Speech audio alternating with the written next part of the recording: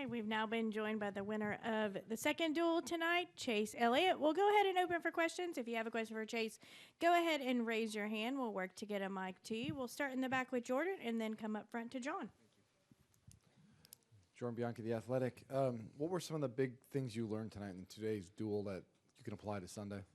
Yeah, there's a lot of good stuff in there, I thought, honestly. And I think that was large in part because it got pretty aggressive and fast at different times, which was really good. A lot of times you run this race and, you know, it's not the craziest thing and the energy level is not super high and the pace doesn't get super fast, but I thought it did tonight at different points in the race. So, you know, unfortunately I spent, or fortunately, however you want to look at it, but spent a lot of time like leading, you know, either leading the outside lane or in some pretty good spots like down on the bottom, you know, just not in super vulnerable positions with the car. And when I was, you know, a couple of those times, I thought that we could make it drive better. So I was really happy that we found ourselves in a couple of those spots at different times just to have an idea, you know, of what to expect Sunday from a balance perspective. And then certainly the track is going to be much warmer. The grip level is going to be way down. You know, like everything about tonight was just best case scenario from how the car drives. So just realizing that the worst situation you were in tonight is, you know, going to probably double, you know, on Sunday, if not worse than that. So, yeah, all kinds of good little nuggets in there that I think will certainly apply. When Joey was in here after he won his duel, he said that he thought Sunday was going to be kind of sketchy. The cars are going to be kind of on the edge a little bit and that kind of thing, and it could be almost like a wreck fest, right? If the track the track will be hotter and it might be slicker. What do you think or anticipate Sunday's race is going to be like? I could see it for sure. I mean, the cars were pretty unstable, you know, at different points in time, and you know, even in those closing laps when, you know, Carson was giving me some of those big shoves, you know, I thought he was doing it really well. You know, he was pushing me in the right places at the right times, and you know, honestly, he was getting me out of shape really in places that I wasn't really expecting to be kind of on edge, especially at night like this. So I could see that. You know, I could see the cars being out of control, and I think it's fine, you know, but what happens is you get to running, you know, pulling a group around there really fast in a single line, right? And then you get late race and guys start making moves, and it seems like the more this place ages, the more room you need to run a fast pace. Like you can't just be, you know, locked to the bottom and just stay there. You know what I'm saying? Like when the pace gets fast like that. So I'd say that's probably what he's alluding to, you know, a little bit is just needing some room to spread out. And unfortunately, when it gets late in the race, nobody's willing to give that. So I think that's where the problems typically come in. Okay, John? John Newby, Fan Buzz. I was curious, when you come into a race like this where it's a shorter super speedway race, does it help with knocking off the rust and kind of figuring out, hey, I need to, you know, drag the brake this much at this point, how big of a gap I need to leave, you know, those little details that are second nature and not, you know, deep in the season? Yeah, I mean, I definitely think it's good to knock the rust off a little bit. I also feel like, you know, at this point in my career versus, you know, even 5 or 6 years ago, you know, it doesn't seem like it takes very long to get back in the groove. And I don't know if it's just getting older or what, but time seems like it goes by so fast. I thought we left Phoenix a couple weeks ago, you know, so it's like, I guess that works in your favor a little bit about, you know, just kind of staying in the groove as fast as time goes. But so maybe it's a little bit twofold, having some more experience and just how quick, you know, the days go, it seems. All right. Steve Schweitzer with Inside the Cup Garage.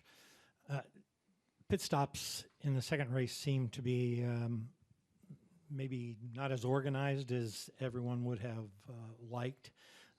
Did you get on pit road with the people that you wanted to? And what was the key to being able to run to the front when you came off. Yeah, we really didn't, and I think a lot of that was because the 19 had spent the majority of the time leading the bottom lane, and I spent the majority of the time leading the top lane. So naturally, we both burnt a little more fuel than a lot of other people. That wasn't by design. That was just by the way it kind of worked out. Generally and typically speaking, you're going to pit with your OEM partners respectively.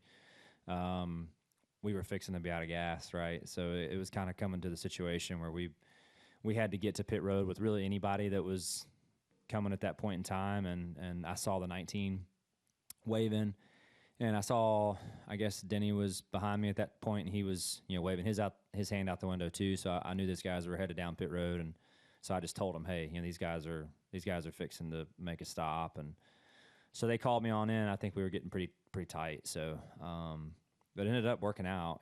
I was kind of surprised it worked out as well as it did. Maybe to your point, other people had some issues on pit road or whatever. Obviously, I don't know, but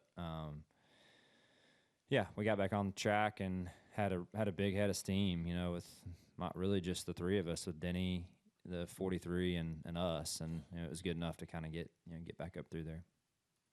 All right, if I can get a microphone to Ken in the back.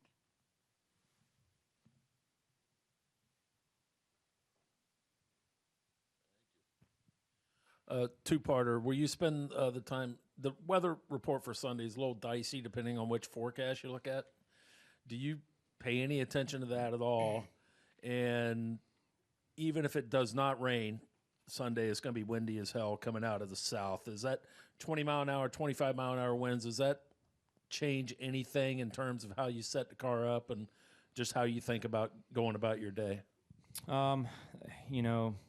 There's not a lot we can do about that. Obviously, I do pay attention to it, I guess, to answer your first question. But, generally speaking, when you have the wind blowing at your door and kind of at the left front area off of turn 4, which it sounds like, I haven't looked at the wind direction, but, it sounds like that's what you're saying. If that ends up being the case, then that definitely makes things more challenging for us. That's a really tricky spot on the track. For whatever reason, just the way turn 4 is shaped, it ends up kind of like everything runs together right there. It just kind of gets sharp and tight for whatever reason. Kind of coming back to what I was saying a second ago about needing some more space. That tends to be one of the places that you need it.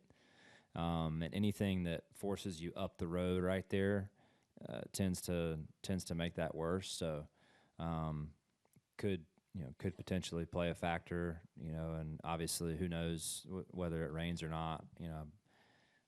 I don't know. They don't know. I don't know. We'll see. All right, Chris, go ahead. Hey, Chase. I'm Chris Gollin with NewsDaytonaBeach.com over here to your right. I noticed on the last lap there, the 77 got a run on the back straightaway that he put into your back bumper. That I was a little surprised he didn't take that to the inside. On the last lap there, considering the circumstances, the points that are at play and the potential for damage for your 500 car, I was wondering how much you were looking in your mirror in those last few moments, and also how far you were willing to go to defend if the 77 did get a run. Good question. I think that obviously I wanted to race this car, on Sunday. But even if that wasn't the case, there comes a point in time when you have those big runs that are coming to your back bumper that it's like, I can pull over here and block you, and we're all going to crash. You know what I'm saying? So there comes a point where it's like, hey, instead of me worrying about trying to block you, what is my best decision after that, right? Or how can I keep that from happening in the first place? So sometimes it's unavoidable, and you see that a lot. I feel like you see that the really good racers that know what they're doing and do a really good job at these places, they tend to make really smart decisions in those moments. I haven't always done that. I'll be the first to tell you, but certainly things to learn from. And Carson did a great job pushing me there in the closing laps. I think the concern when you pull out of line is, does anybody go with you? And if not, how bad does that deteriorate your finish at that point? So Kind of hard for me to see what was going on behind him to totally know the full picture, but yeah, it worked out. I'm sure it would be much crazier on Sunday, to some degree. But yeah, it wasn't, and we'll try again. Okay, we're going to go to Claire and then Bob. Go ahead, Claire. Claire Beeline, Dialed In Journal.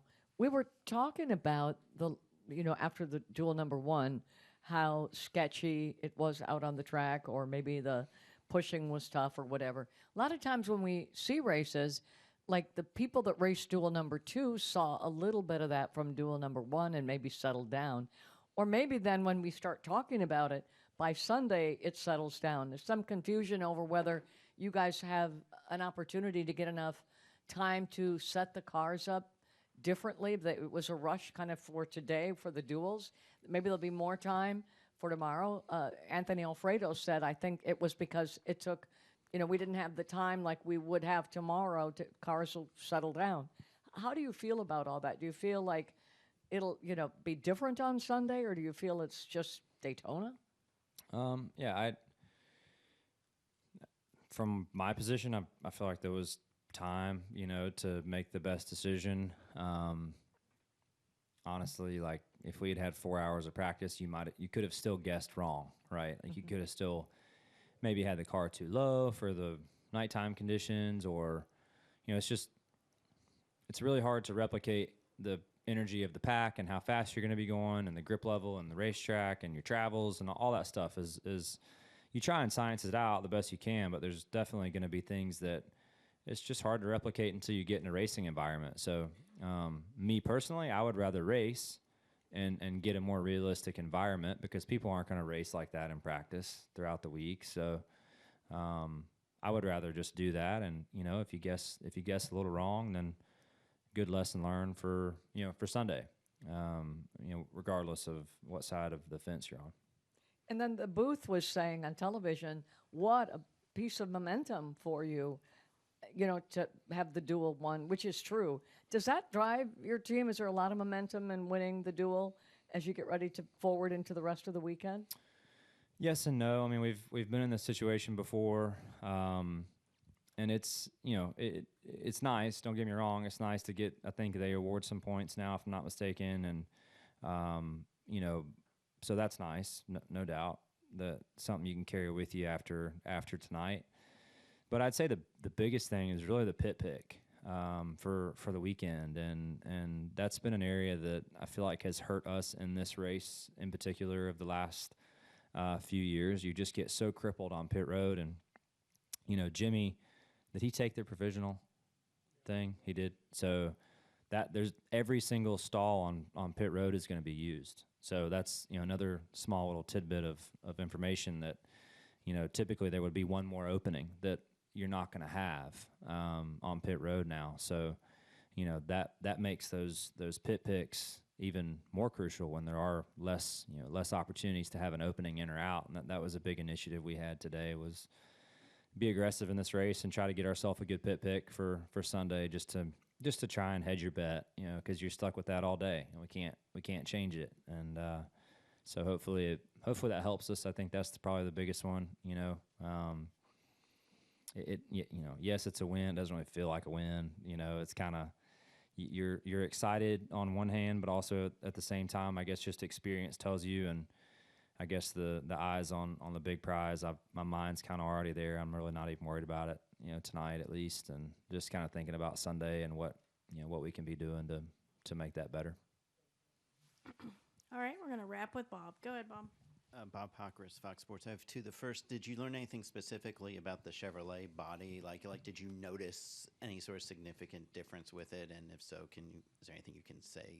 Yeah, what was different? I thought it was an improvement for us just from the pushing. Whether I didn't spend a lot of time pushing in the second row. That's kind of the area that I feel like really. I pushed Eric a little bit as we were kind of getting up to speed, but it wasn't like a true, hey, we're 2x2 and your lane really has to make something happen.